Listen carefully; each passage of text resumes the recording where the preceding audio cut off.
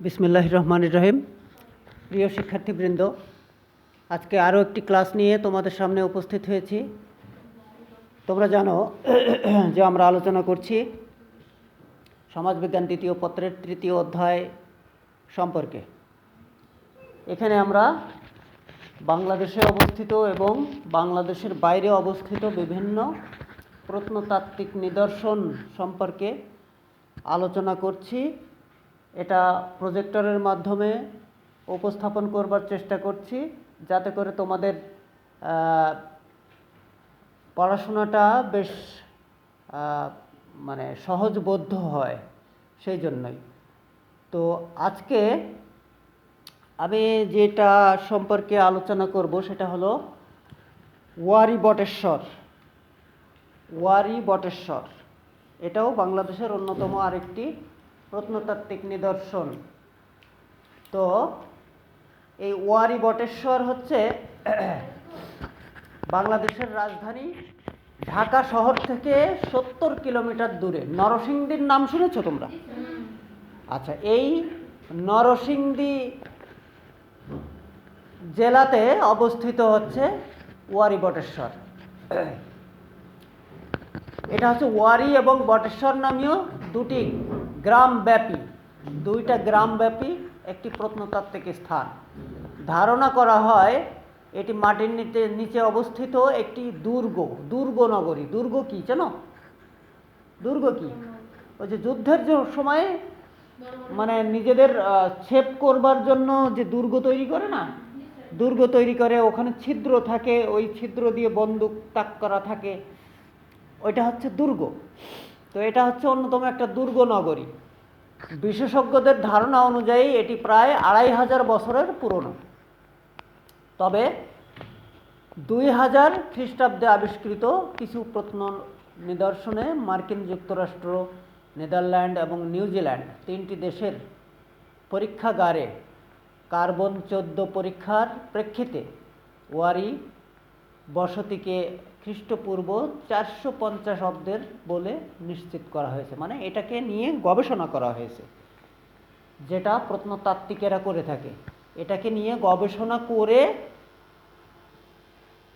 নির্ধারণ করা হয়েছে বা এর সম্পর্কে আমাদেরকে ধারণা দেওয়া হয়েছে। তো সর্বশেষ 2017 সালে এই ওয়ারীতে উৎখননকালে বেশ কিছু প্রত্ন নিদর্শন সংগৃহীত হয়েছে। তো এটা হচ্ছে 2017 সাল থেকে মোটামুটি বাংলাদেশে একটু আলোড়ন সৃষ্টি করেছে এবং পরবর্তীতে এসে আমরা এই সমাজবিজ্ঞান বইতে এসে এই যে ওয়ারী বটেশ্বর এই সম্পর্কে আলোচনা লিপিবদ্ধ হয়েছে তার পরবর্তীতে এসে। তো এর খননের ইতিহাস প্রয়োজন নাই, ওটা আমরা ভিডিওতে দেখব। 1930 খ্রিস্টাব্দের দিকে স্থানীয় স্কুল শিক্ষক মোহাম্মদ হানিফ পাঠান, এই হানিফ পাঠান এটা হচ্ছে প্রথম ওয়ারী বটেশ্বরকে সুধী সমাজের নজরে আনা শুরু করেন। হানিফ পাঠান নামক একজন ব্যক্তি, উনি সর্বপ্রথম এটাকে সরকারের নজরে বা মানুষের নজরে নিয়ে আসেন যে এখানে একটা প্রত্নতাত্ত্বিক স্থাপনা রয়েছে। এইখানে দেখো কিছু সংক্ষিপ্ত আকারে দেওয়া রয়েছে। ওয়ারী বটেশ্বর খনন স্থান পরিমাপ করতেছে। এটা হচ্ছে ওয়ারী বটেশ্বর প্রত্নতাত্ত্বিক স্থান। তো এটা সম্পর্কে আমার মনে হয় বেশি নিজেরা আলোচনা না করে আমরা যদি ভিডিওতে চলে যাই তাহলে আমাদের জন্য সুবিধা হবে। তো আমরা ভিডিওতে চলে যাই, কেমন?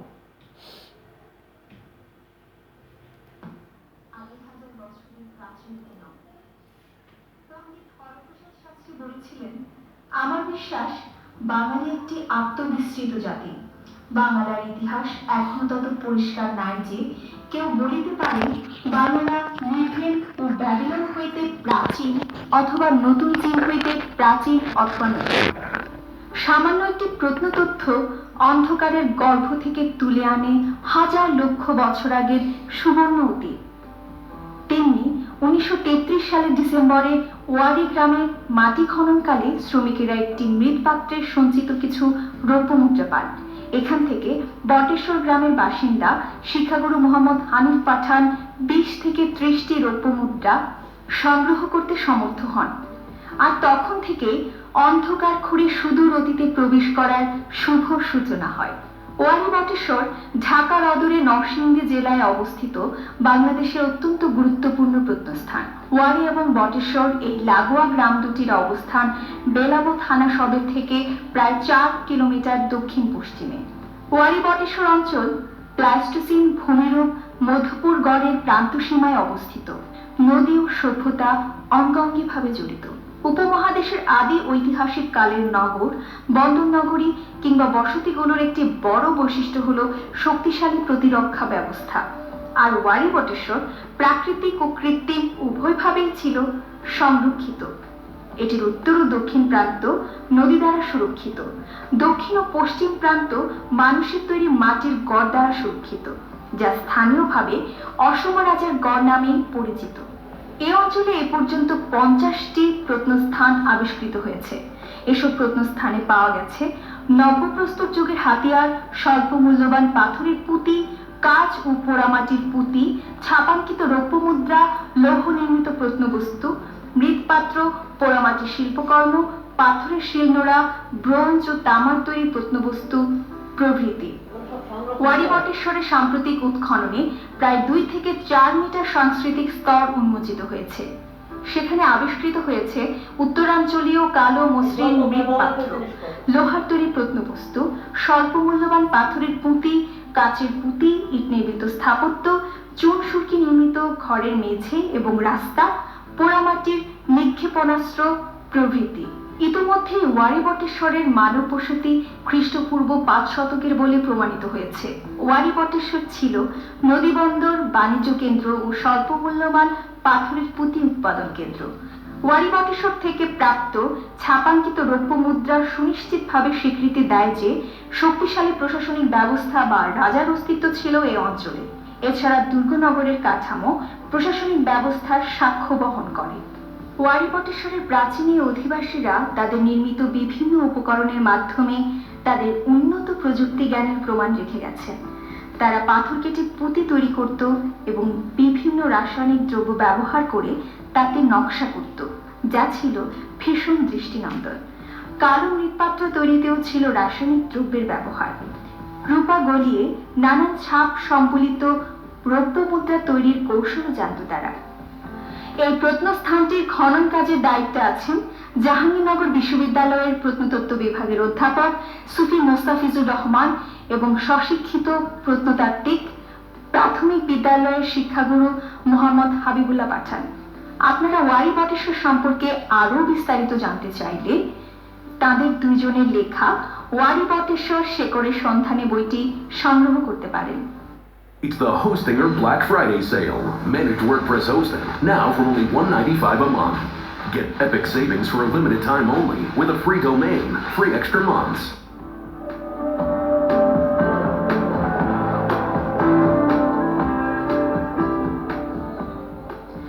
সুপ্রাচীন কাল থেকেই এই উর্বরা বাংলায় ছিল মানুষের বসবাস। তবে ঠিক কতটা প্রাচীন? হাজার হাজার বছর, লক্ষ লক্ষ বছর? ঠিক সেই ব্যাপারটার সুলভ সন্ধান করতে আজকে আমরা চলে এসেছি ঐতিহ্যবাহী ওয়ারি বটেশ্বরে। ওয়ারি বটেশ্বরে 1-2 পা করে হাঁটতে হাঁটতে আমরা হয়তো পৌঁছে যাব ঠিক 2500 বছর আগে। ঠিক 2500 বছর আগের সভ্যতা ও সংস্কৃতির খুব কাছাকাছি। তবে চলুন আমরা গুটি গুটি পায়ে হেঁটে পৌঁছে যাই 2500 বছর আগের কোনো এক সভ্যতায়।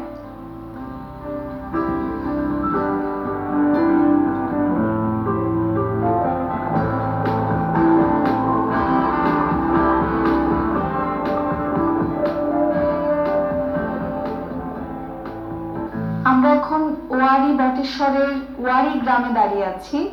আর এখন ওয়ারি গ্রামে আমরা এই গ্রামের বাসিন্দা নরসিংদী শহরের একজন ট্যুরিস্ট গাইডের সাথে কথা বলবো। ভাই, আপনার নামটা? আমার নাম মোহাম্মদ কাউসারুল হক কানন। আমি হলো নরসিংদী জেলা টুরিস্ট গাইড। ভাই, আপনি ওয়ারি বটেশ্বর সম্পর্কে কিছু বলেন। হ্যাঁ, ওয়ারি বটেশ্বর হলো পাশাপাশি দুটা এলাকা বা গ্রাম।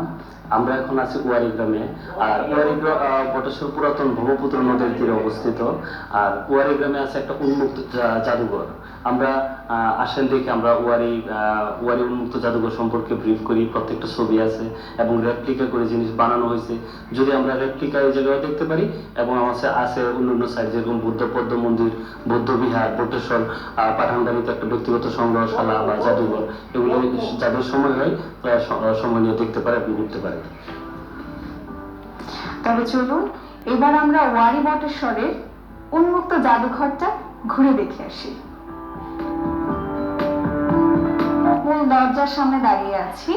জাদুঘরটি প্রত্যেকদিন দুপুর 12টা থেকে বিকেল 6টা পর্যন্ত খোলা থাকে, আর শীতকালে বিকেল 5টা।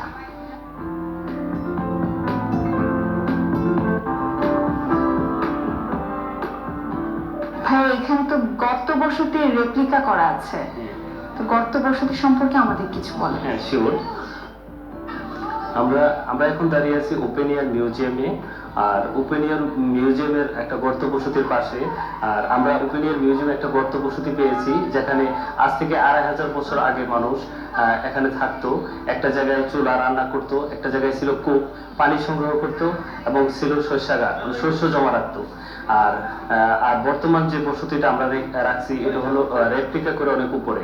আর এই রেপ্লিকা থেকে 2 মিটার নিচে মূল বসতিটা ছিল। স্থায়ী সংরক্ষণের বিকল্প হিসাবে অস্থায়ীভাবে এরকম রেপ্লিকা করা হয়েছে। সরকার যদি স্থায়ীভাবে সংরক্ষণ করে এই রেপ্লিকাটা ওই আগের পর্যায়ে রেখে দেওয়া হবে, মানে যে পর্যায়ে মানুষজন ছিল সেখানেই। আর এখানে আছে রেপ্লিকা করে চুন সুরকির রাস্তা, যেরকম পৃথিবীর সবচেয়ে প্রাচীনতম যে রাস্তা চীনের সিল্ক রুট, আমাদের ওয়ারি বটেশ্বরে এরকম একটা সিল্ক রুটের সন্ধান পাওয়া গেছে। আর এটা আমরা রেপ্লিকা করে এই ওপেন এয়ার মিউজিয়ামে রাখা হয়েছে।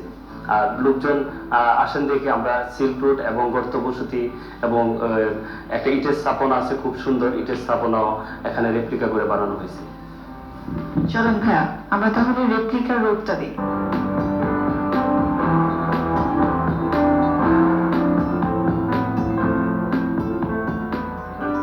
ওয়ারি বটেশ্বরকে একটা বাণিজ্য কেন্দ্র বলা হয় এই জন্য, যেখানে রাস্তা, পার্শ্ব রাস্তা এবং ইটের স্থাপনা এবং ওই পাথরের এবং কাচের পুঁতি যেখানে তৈরি করতো, একটা বিক্রয় কেন্দ্র, প্রচুর পরিমাণে মুদ্রা পাওয়া যায়, যার কারণে ওয়ারি বটেশ্বরকে একটা বাণিজ্য কেন্দ্র বলা হয়। এটা তো একদমই হচ্ছে নদের পাশে। হ্যাঁ, পুরাতন ব্রহ্মপুত্র নদের তীরে ওয়ারি সিল্ক বটেশ্বর। রোডটা তো দৈর্ঘ্য ছিল প্রায় 4000 কিলোমিটার। আমরা আংশিক পেয়েছি, আর সরকার যদি স্থায়ীভাবে সংরক্ষণ করে তাহলে আমাদের পুরা সিল্ক রোডটাই উন্মোচন করা হবে।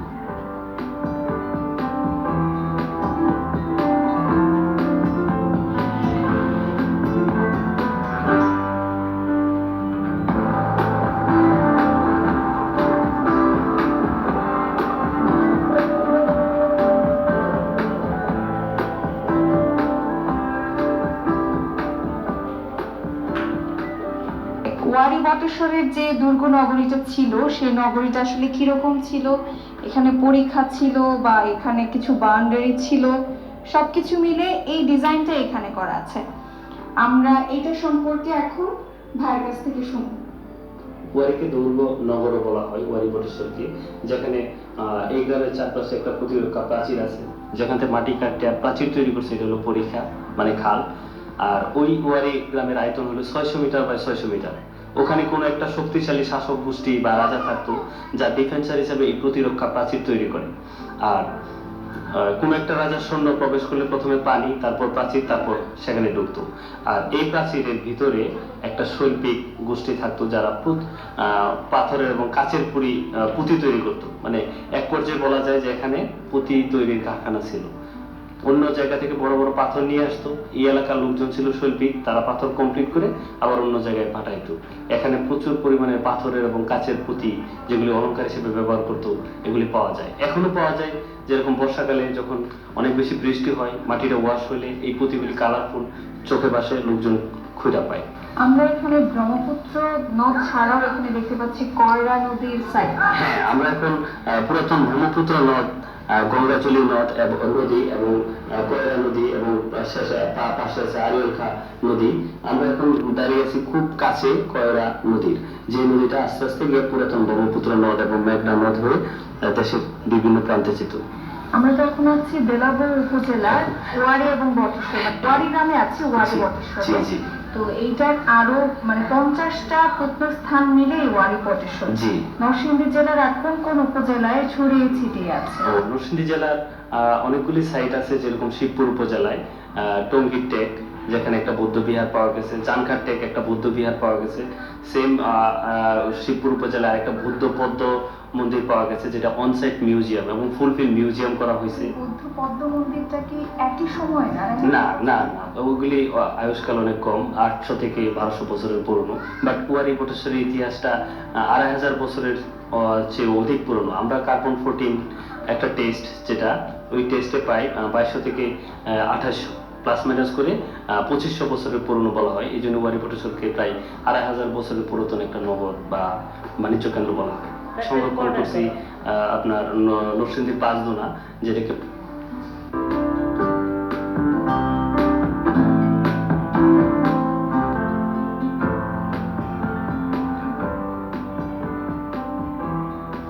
ধাপ এই ওয়ারি বটেশ্বর অঞ্চলে আমি এখন দাঁড়িয়ে আছি। খনন কাজ চলছে ঠিক এরকম একটা জায়গায়। অনেকটা ভোরে খনন, বৃষ্টি হয় না, আর যেই সময়টাতে বৃষ্টি হয় সেই সময়টাতে ঠিক এরকম করে ঢাকা পড়ে থাকে গোটা ওয়ারি বটেশ্বর।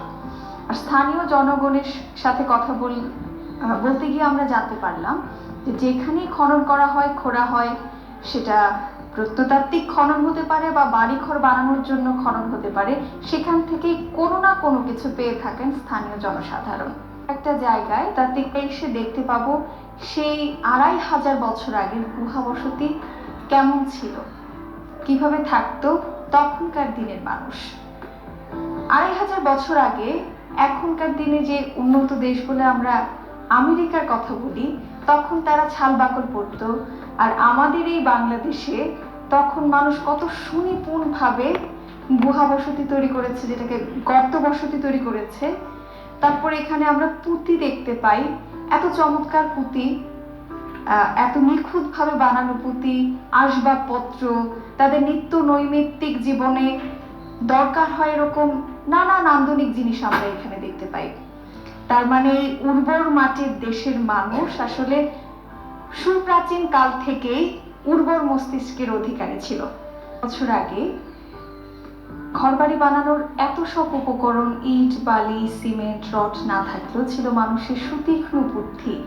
এই অঞ্চলের মানুষের সেই সুতীক্ষ্ণ বুদ্ধি দ্বারা তারা একদম যে মাটির উপরে আমাদের জন্ম, সেই মাটি কেটে নানান রকম ভাবে তৈরি করেছে গর্ত বসতি, এবং এই মাটিকে পুড়িয়ে তারা তৈরি করেছে তাদের নিত্য চলাফেরার অন্যান্য দ্রব্য সামগ্রী, যেগুলো দ্বারা তারা খুব চমৎকারভাবে তাদের জীবনের আধুনিকায়ন ঘটিয়েছিল। আর এইখানে একটা রেপ্লিকা করা আছে যে গুহা বসতিটা ঠিক এরকম হতো, হয়তো ওপরে ছাউনি থাকতে পারতো, সেটা যে কোনো রকম সহজলভ্য কোনো কিছু প্রকৃতিগতভাবে ঠিক 2500 বছর আগে যে পাতা বা অন্য কিছু তাদের কাছে সহজলভ্য ছিল, সে জিনিস দিয়ে তারা হয়তো ছাউনির মতো করে থাকত। আপনি কতদিন ধরে এটা তত্ত্বাবধানে আছেন? আমি আছি 6 বছর।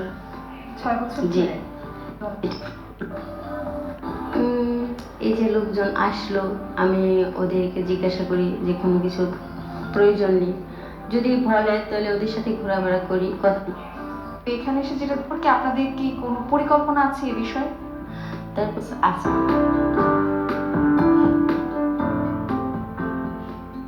ওয়ারি এবং বটেশ্বরে ঘুরতে ঘুরতে আমরা যেন পৌঁছে গিয়েছিলাম 2500 বছর আগে।